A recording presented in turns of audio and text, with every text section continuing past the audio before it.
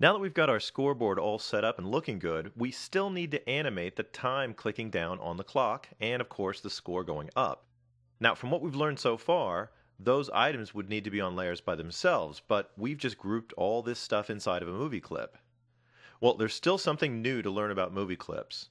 And let's start by just double clicking on this movie clip. I'm going to go over to my normal selection tool. We'll double click on it and that will open it up so that we can edit the insides. Now you'll notice first for a 3D object, it pulls it into its own space instead of making us edit directly in that 3D view. Now we've edited things inside of movie clips before, and you can see that all the pieces that we put in here are still available. I can still click on the clock and make changes to it in the property window over here.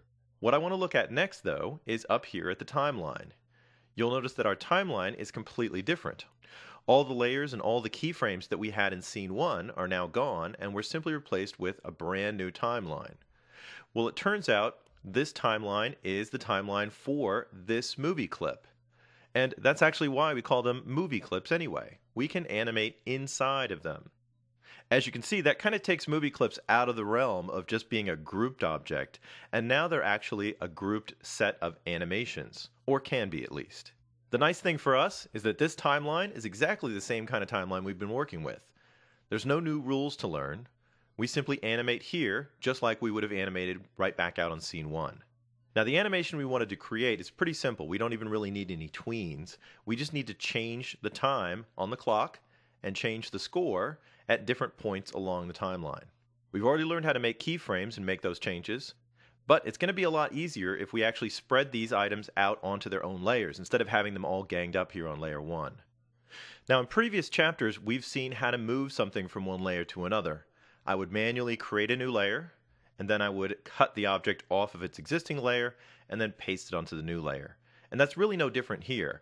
But we do have a shortcut, and now it looks like a good time to try it out. What I'm going to do first is make sure I select everything on the layer, and I can just do that by dragging a big marquee around all of my objects. There we go, we got all of them selected. And I'm going to go up to the Modify menu. We have an option down in the Timeline category called Distribute to Layers. Now this is really neat because it'll take all of the items and put them on their own layer for us. I'll just click here. And you can see that our layer 1 is now empty. We can see a blank keyframe sitting up there at the top. And if I pull down just a little bit, we can see that the program has created layers for all of our other items. It's even auto-named some of the layers based on what kind of text was inside of the layer. Now, we can see that the backgrounds are just layers 7 and 8 here at the bottom. Those are the two black backgrounds that we made. But we can easily see the time clock here, where it says 03.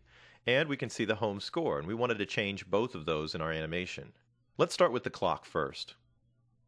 What I'm going to do is animate the clock simply by inserting a keyframe, and that keyframe will allow me to make changes to the contents however I'd like. I'm going to click here at frame 10, and I'm going to use my keyboard shortcut for keyframes, F6.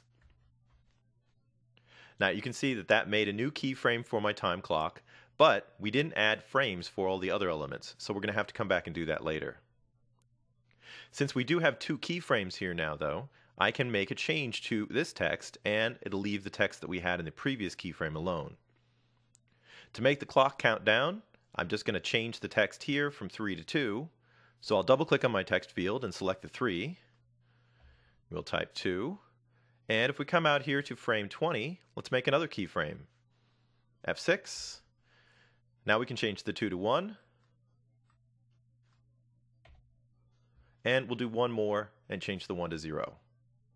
F6 inserts a keyframe. You can always use the Insert Timeline keyframe if you'd like. And with the new text that we've got on this keyframe, I'll just change the 1 to 0 and our clock is finished counting down. Now let's take care of all the rest of the layers in here. First of all, I don't really need layer 1, and I like to keep things tidy, so I'm just going to delete that layer. And I want to make sure that all the other layers stay visible. In fact, I'd like to add 10 more frames to this animation, so I'm just going to click up here in the visitors layer at frame 40 and drag down. That selects all of my layers at frame 40, and I can use my keyboard shortcut F5 to insert frames. It's going to insert lots of frames in all the other layers, and it'll fill up the last 10 frames in our time clock layer. Now, since this timeline is acting the same as our other timelines, we can drag the playhead around and preview our animation. If I drag backwards, you can see the clock going up. And we can go up to the control menu, hit rewind. We see that the playhead's back at frame 1. And go back to the control menu again and hit play. And we can watch our clock count down to 0.